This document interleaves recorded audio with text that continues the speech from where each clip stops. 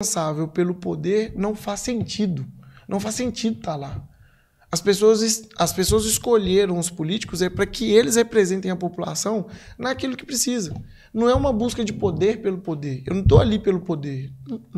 Estou ali porque eu defendo e acredito princípios, valores e tenho convicções que, como político, eu posso ser um instrumento de mudança na vida das pessoas. Muito bom. E você falou de uma das leis, né, que foram aprovadas, sua. Cara, qual que é o impacto que você acha que essas leis ela traz para a cidade?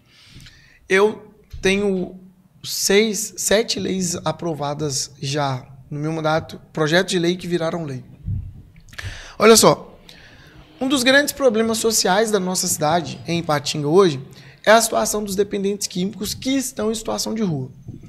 É um problema sério para eles, é um problema sério para as famílias de Ipatinga, porque as famílias deles são afetadas, as famílias que convivem com isso são afetadas, as famílias que estão na rua são afetadas. Então vamos lá, é um problema para as famílias, é um problema para eles, é um problema social gravíssimo, porque essas pessoas que estão em situação de rua, elas cometem pequenos furtos e roubos para manutenção do vício, elas usam o próprio corpo como forma de ter acesso às drogas e também há um sério risco em relação a transmissões de doença sexualmente transmissível, além dos riscos de estupro, uma série de coisas. Então você tem crianças, idosos, adolescentes, mulheres sendo expostas a um risco sério por causa da situação dos dependentes químicos em situação de rua. A gente avança mais um pouco. O comércio da cidade é extremamente afetado, porque as pessoas que estão em situação de rua estão sendo, às vezes, eles usam os furtos, os roubos. Além disso, constrangem mulheres que trabalham no comércio, constrangem pessoas mais idosas, enfim. Então é um problema social gravíssimo, um problema social e humanitário.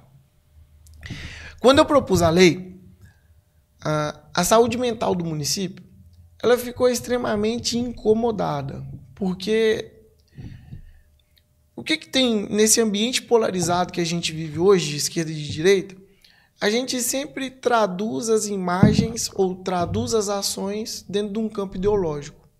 Existe o campo ideológico, com toda certeza, mas a gente tem que analisar as ações de fato o que é importante e pertinente, dentro de questões técnicas. A internação involuntária de dependentes químicos em situação de rua é uma porta de saúde. A Lei Federal 13.840, que trata sobre a nova política de drogas, é uma lei que criou a possibilidade de internação involuntária como uma porta de saúde. Existe a comunidade terapêutica, existe o consultório na rua, existe uma série de coisas em relação ao tratamento dessas pessoas. Mas a internação involuntária também é uma porta de saúde. E foi isso que eu construí para que se tivesse, de fato, uma política pública para aquelas pessoas que não têm condição mais de tomar decisão por si, da gente buscar um tratamento por elas. Isso é uma pauta humanitária. Perceba, a pessoa está em situação de rua, às vezes não toma banho, às vezes não toma banho, fica dias e dias sem tomar um banho, não se alimenta. Você vê a pessoa se definhando, pior do que um zumbi. E eu, como um político, falar que isso é humano e certo e eu vou ver aquilo não fazer nada, não faz sentido. Então, a gente propôs a lei, construímos de uma forma que a lei tenha execuibilidade, ou seja, que ela tenha execução efetiva no município. Estamos em contato direto o tempo todo com o próprio executivo, que é o prefeito, para que a lei tenha execução a partir do ano que vem. Então, assim, cara, quando você fala é polêmico, é. Mas se a gente não mexer nas coisas polêmicas que são essenciais para a nossa cidade, para que estar lá? Para que ser vereador? Sabe? É sobre isso. Então, foi delicado, apanhamos muito, mas hoje eu tenho a certeza assim, que a gente fez certo, que a gente seguiu da forma que precisava seguir, lutou quando precisava lutar, tomou as porradas e ficou calado na hora que precisou. Mas hoje, efetivamente, se meu mandato acabasse hoje, eu teria assim, um sentimento de dever cumprido, de falar assim, poxa, eu fui autor de uma lei que pode salvar vidas. E isso é o principal ponto. Indiferente, sabe?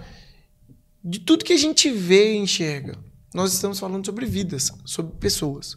E eu acho que isso traduz a importância dessa lei para a nossa cidade. Muito bom. Aí, no caso, ano que vem, que vai começar a execução, né? E como que vai funcionar? Vai ter uma organização ali que vai cuidar do pessoal, vai tomar banho, vai... Então, a lei já está aprovada, mas ela carece ainda de regulamentação. O que é isso? O executivo pegar a lei e organizar ela para poder aplicar. E aí, o que nós estamos organizando? Como a lei foi aprovada agora, já está no fim do ano, e tem que criar orçamento, o que é orçamento? Na administração pública, para se executar qualquer ação, tem que ter uma previsão orçamentária antes. Então, o município está projetando isso para 2026, porque aí você já cria essa política pública no município. Então, agora depende da regulamentação e nós estamos participando ativamente com o executivo para se criar mesmo uma regulamentação de forma plausível, que tenha uma ação efetiva, sabe? E a partir de 2026 executar.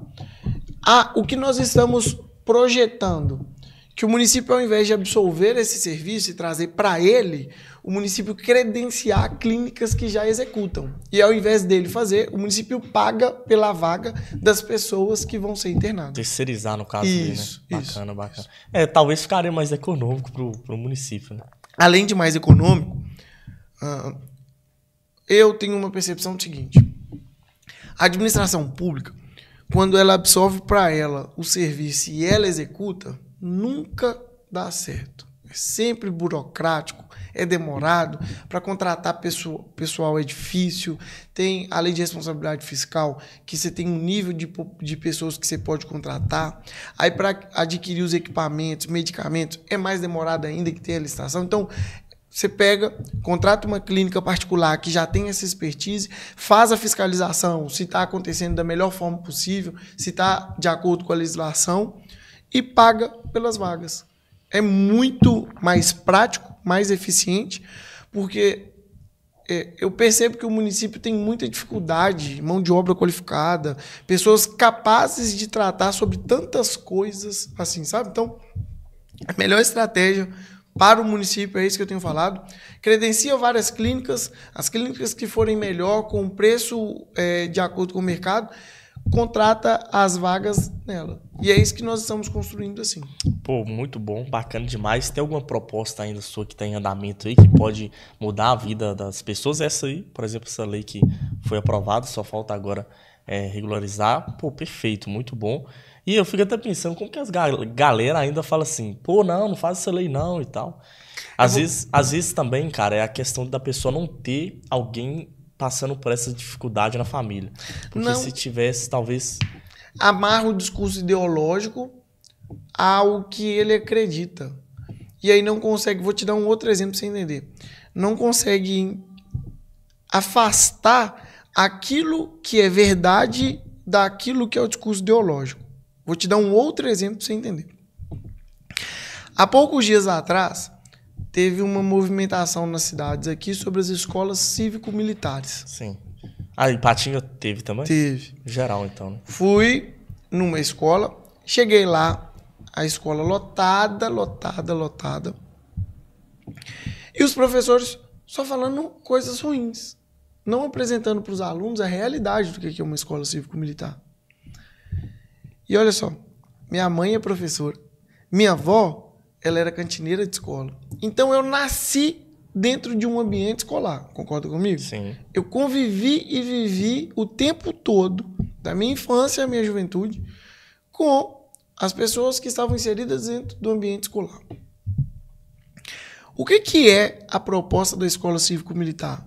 Não muda os professores, não muda a equipe diretiva, diretor, vice-diretor, não muda a grade curricular, nada disso. A única coisa que muda, as atividades civis, ou seja, hino nacional, essas coisas. As atividades disciplinares, ou seja, brigas e intermediação de conflitos dentro das escolas.